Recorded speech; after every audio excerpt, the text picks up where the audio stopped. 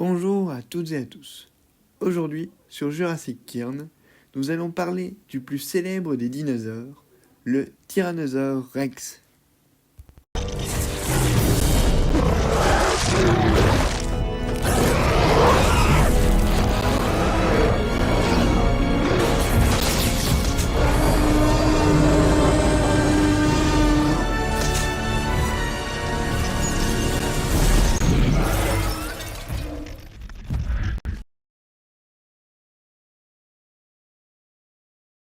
Le T-Rex est un carnivore de la famille des Tyrannosauridés, tout comme le Gorgosaure, le Tarbosaure ou encore l'Albertosaure. Il mesurait 6 mètres de haut pour 13 mètres de long. C'est aussi long qu'un bus scolaire. Il pèse 8 tonnes, aussi lourd que 2 éléphants. Il apparaît pour la première fois dans Jurassic Park, mais sera visible dans l'intégralité de la première trilogie. On le retrouve également dans tous les films de la trilogie Jurassic World et dans le dernier film Jurassic World Rebirth. Il fera également son apparition dans les 2 séries animées et dans l'intégralité des jeux Jurassic World Evolution. Bref, le T-Rex est partout. Il y a tout d'abord Rexy, ou Roberta, qu'on voit dans la majorité des films. Amber, de Rebirth, Buck et Do, du Monde Perdu, et Grosse Mangeuse dans les séries animées. N'hésitez pas à me dire lequel est votre préféré.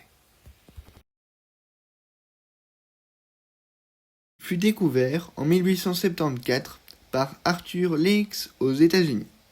Il ne trouva que des dents qu'il attribua par erreur à Ornithomibus. Il fut redécouvert en 1902 par Barnum Brown, qui nomma le dinosaure. Voici Scotty, le plus grand T-Rex découvert à ce jour. Il fait 13 mètres de long et 4 mètres de haut. Il a été découvert en 1991 par Robert Gebhardt au Canada. Le T-Rex avait 58 dents de 30 cm chacune. Ces dents lui servaient à maintenir ses proies, déchiqueter la chair et briser des os. Comparons sa force de morsure avec celle des autres animaux. Le T-Rex a une force de morsure de 45 000 Newtons, tandis que le crocodile, l'animal actuel avec la morsure la plus puissante, n'est que à 16 000 Newtons. Le T-Rex est l'animal avec la plus grande force de morsure, toute époque confondue. Sa morsure était si puissante qu'il se cassait les dents, mais heureusement pour lui, elle repoussait sans arrêt comme les requins actuels. Une autre caractéristique connue du T-Rex sont ses petits bras. Mais d'ailleurs, pourquoi ses bras étaient-ils si petits ?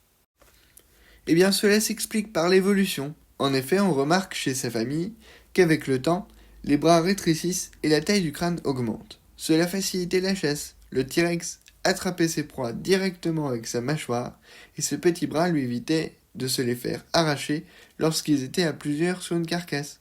En effet, les T-Rex se battaient fréquemment pour de la nourriture et les bras étaient une cible facile. Le T-Rex vivait il y a 68 à 66 millions d'années au Crétacé supérieur, dans des forêts subtropicales d'Amérique du Nord. Ses proies étaient de gros herbivores comme Edmontosaurus, Triceratops ou encore Ankylosaurus. Il n'a que de petits concurrents comme Dakotaraptor, Archaeoraptor ou des crocodiles géants comme Deinosuchus. D'abord, sa vision. Elle n'était pas basée sur le mouvement. Des scans de sa boîte crânienne révèlent qu'il avait des bulbes olfactifs énormes, donc un odorat surdéveloppé, et qu'il possédait une structure appelée l'agéna qui révèle une ouïe surdéveloppée. Mais cette étude ne nous dit rien sur sa vision, malheureusement. On sait toutefois que sa vision était binoculaire. Il était donc capable de voir en 3 dimensions, comme nous. Ensuite, sa vitesse. Dans Jurassic Park, on le voit courir à 40 km/h, tandis que dans Jurassic World, on est plus proche des 20 km/h. Qui avait raison ? Eh bien, c'est Jurassic World qui est le plus proche de la réalité. En effet, le T-Rex n'était pas capable de courir très vite et misait plutôt sur l'endurance. Parlons de son cri. Il ne ressemble pas du tout à ce qu'on peut entendre dans les films ou sur les réseaux sociaux. On serait plus proche du bruit d'un crocodile ou d'une autruche, un cri grave composé d'infrasons qu'on ne pourrait peut-être même pas entendre. Et bien voilà, la vidéo est terminée. J'espère que ça vous aura plu. N'hésitez pas à me donner votre avis en commentaire. Vous pouvez aussi proposer une espèce que vous souhaiteriez voir à l'avenir. Sur ce, passez une bonne journée.